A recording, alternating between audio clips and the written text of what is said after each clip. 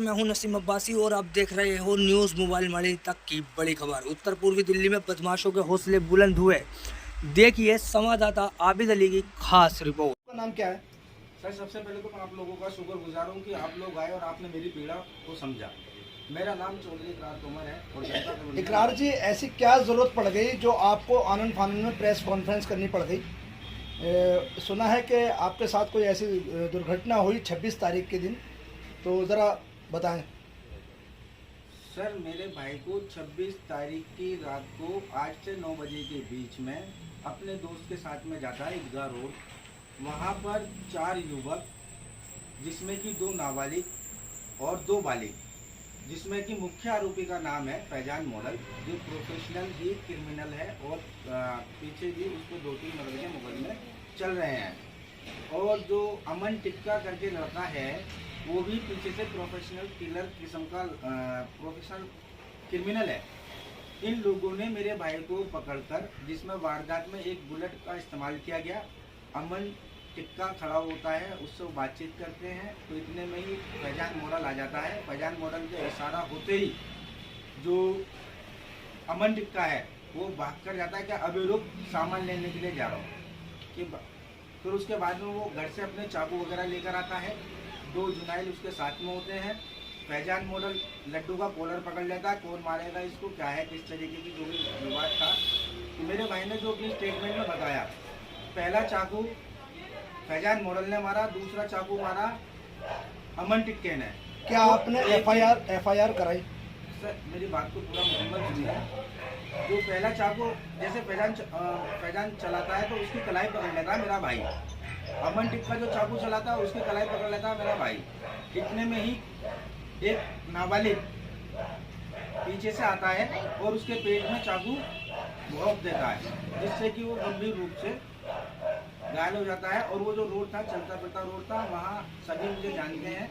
तो मेरे यार दोस्तों ने बीच बचाव कराया, सबके चाकू वगैरह छीने, और जैसे ही मेरे भाई की अधमरी हालत होती है, वो छोड़कर उसको वहाँ से फरार हो जाते हैं। स्थानीय प्रशासन की तरफ से क्या कार्रवाई की गई इसमें? स्थानीय प्रशासन की तरफ से जो कार्रवाई की गई है, पहले इस केस के अंदर 2 जुनाइलों को इन्वॉल्व किया गया और उनको जेल भेज दिया गया, जो इसके अंदर केस के अंदर इन्वॉल्व थे।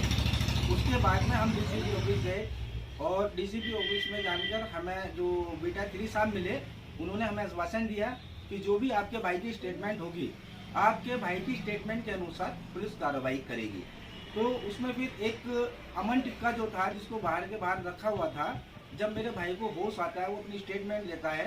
एसआई साहब स्टेटमेंट लेकर आते हैं, उसका बयान लेकर आते हैं, तो वो अपने बयान में बताता है, जैसे कि मैंने आपको बताया कि फैजान मॉडल जब चाकू मारता है तो उसकी कलाई पकड़ लेता है। अमन टिक्का जो चाकू चलाता है उसकी कलाई पकड़ लेता है। जो एक जुनाइल आता है वो पीछे से उसके पेट में चाकू घुसेड़ देता है।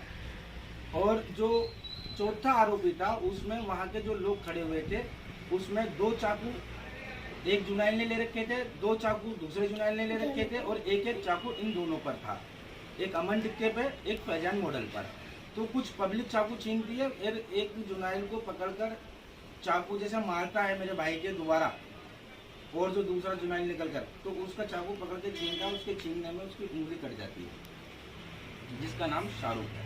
बीच बचाव में जिस लोगों ने बीच बचाव किया हुआ। सभी चैनल के माध्यम से शासन प्रशासन तक क्या आवाज पहुंचाना चाहते हो आप? शासन प्रशासन से मेरी हाथ जोड़कर गुजारिश है, निवेदन है ब्रह्म, कि जो इसके अंदर कार्रवाई है, जो फैजान मॉडल है, जिसको 307 से बाहर रखा गया है और पुलिस द्वारा चाकू के मुकदमे में उसको जेल भेजा गया है। अभी मैं एफआईआर की कॉपी लेने के लिए गया था, तो जो 307 में जो मेरे भाई के जो मुलजिम है, उसमें 3 आरोपी बनाए हैं इन्होंने, जिसमें कि 2 जुनाइल हैं और एक अमन टिक्का है।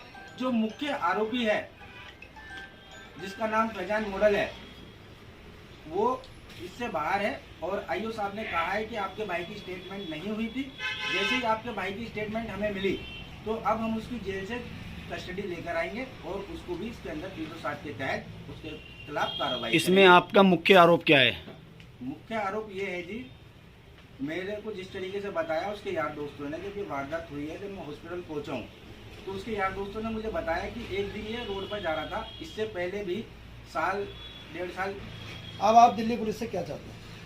मैं यही चाहता हूँ मेरा मुख्य जो रीज़न है वो ये है कि जिस तरीके से कार्रवाई होनी चाहिए थी उस तरीके से कार्रवाई नहीं की गई है। प्रशासन का ये आश्वासन दिया गया है कि हम कार्रवाई पूरी करेंगे और इसको भी कल हम इंक्लूड करके जेल से लेकर आने का काम करेंगे और इसमें भी 360 लगाने का काम करेंगे। ठीक है सर, धन्यवाद।